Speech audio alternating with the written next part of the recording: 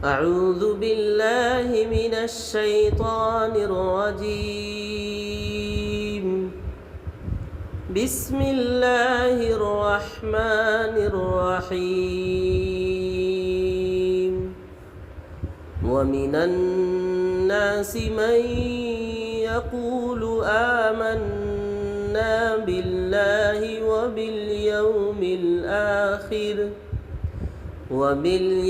الآخر وما هم بمؤمنين.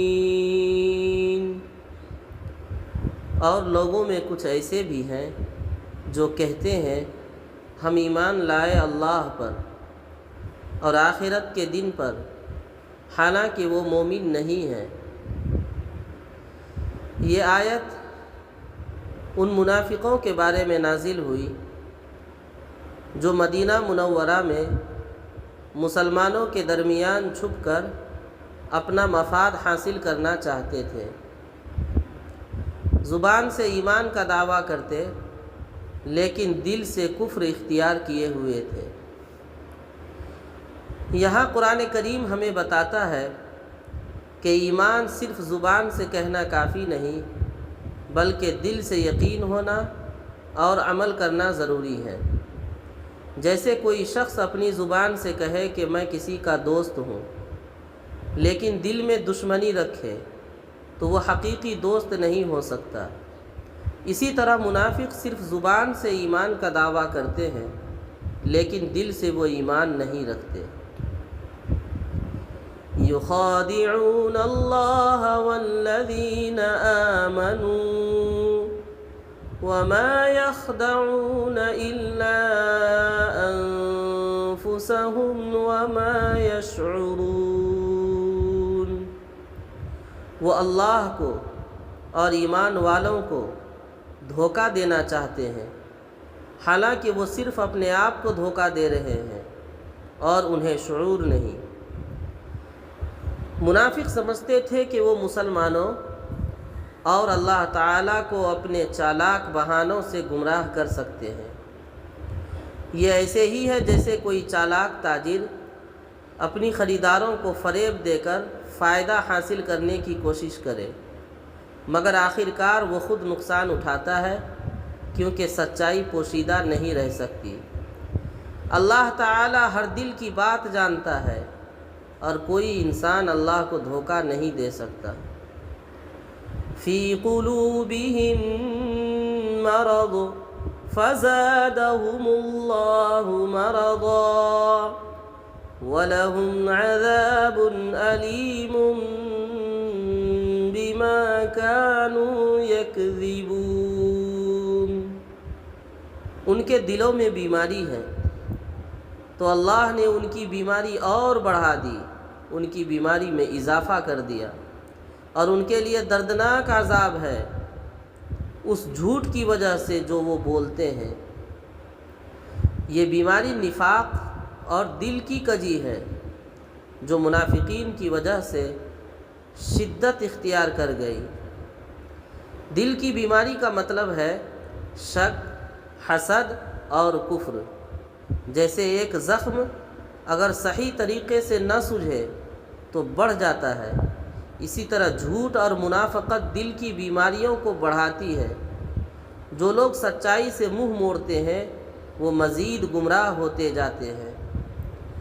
وَإِذَا قِيلَ لَهُمْ لَا تُفْسِدُوا فِي الْأَرْضِ قَالُوا إِنَّمَا نَحْنُ مُصْلِحُونَ. اور جب ان سے کہا جاتا ہے زمین میں فساد نہ کرو تو کہتے ہیں ہم تو اصلاح کرنے والے ہیں. منافق اپنے فساد اور شرارت کو چھپانے کے لیے اسے اصلاح ظاہر کرتے تھے. یہ وہی ہے جو آج کل بھی بعض لوگ کہتے ہیں کہ ہمارا کام تبدیلی ہے، لیکن حقیقت میں وہ معاشرے کو بگاڑتے ہیں. جیسے کوئی زہریلی دوا خود کو شفا کہے لیکن اصل میں بیماری بڑھائے. الا انہم هم المفسدون ولكن لا يشعرون. خبردار، یہی لوگ فساد برپا کرنے والے ہیں مگر وہ شعور نہیں رکھتے۔ اللہ تعالیٰ نے منافقین کے اصل چہرے کو بے نقاب کیا کہ وہ خود نہیں جانتے کہ وہ زمین پر فساد پھیلا رہے ہیں۔ بہت سے لوگ خود کو نیک سمجھ کر غلط کام کرتے ہیں، جیسے اندھے رہنما جو اپنی اور دوسروں کی ہلاکت کا سبب بنتے ہیں۔ وَإِذَا قِيلَ لَهُمْ آمِنُوا كَمَا آمَنَ النَّاسُ قَالُوا أَنُؤْمِنُ كَمَا آمَنَ السُّفَهَاءُ أَلَا إِنَّهُمْ هُمُ السُّفَهَاءُ وَلَكِنْ لَا يَعْلَمُونَ۔ اور جب ان سے کہا جاتا ہے ایمان لاؤ جیسے دوسرے لوگ ایمان لائے، تو کہتے ہیں کیا ہم بھی بیوقوفوں کی طرح ایمان لائیں؟ سن لو، وہی لوگ بیوقوف ہیں لیکن جانتے نہیں۔ منافقین صحابہ کرام کے ایمان کو کم عقل سمجھتے اور ان کا تمسخر اڑاتے۔ یہ ایسے ہی ہے جیسے کوئی شخص اپنے بزرگوں کی باتیں مسترد کرے اور خود کو عقل کل سمجھے، لیکن حقیقت میں وہی نادان ہوتا ہے۔ ایمان سادگی میں عظمت ہے اور عقل مندی میں حق کو تسلیم کرنا ہے۔ وَإِذَا لَقُوا الَّذِينَ آمَنُوا قَالُوا آمَنَّا وَإِذَا خَلَوْا إِلَى شَيَاطِينِهِمْ قَالُوا إِنَّا مَعَكُمْ إِنَّمَا نَحْنُ مُسْتَهْزِئُونَ۔ اور جب وہ ایمان والوں سے ملتے ہیں تو کہتے ہیں ہم ایمان لائے، اور جب اپنے شیطانوں کے ساتھ اکیلے ہوتے ہیں تو کہتے ہیں ہم تو تمہارے ساتھ ہیں، ہم تو ان سے مذاق کر رہے تھے۔ منافقوں کا دوغلاپن ظاہر ہوتا ہے، ایک جگہ چالاکی اور دوسری جگہ بے شرمی سے مذاق۔ یہاں منافق کا رویہ آج کے منافقوں جیسا ہے، جو عوام کے سامنے کچھ اور پیچھے کچھ اور کرتے ہیں، جیسے کوئی شخص دوستی کا ڈھونگ رچائے اور پیچھے دشمنی کرے۔ قرآن نے انہیں واضح طور پر ہلاک کرنے والے قرار دیا ہے۔ آج کی پوری تفسیر کا خلاصہ یہ ہے کہ منافقت ایک چھپی ہوئی بیماری ہے جو زبان سے ایمان کا دعویٰ اور دل کی کفر کے ساتھ ہوتی ہے۔ اللہ تعالیٰ دلوں کے حالات سے بخوبی آگاہ ہے اور منافقین اپنے آپ کو دھوکہ دے رہے ہیں۔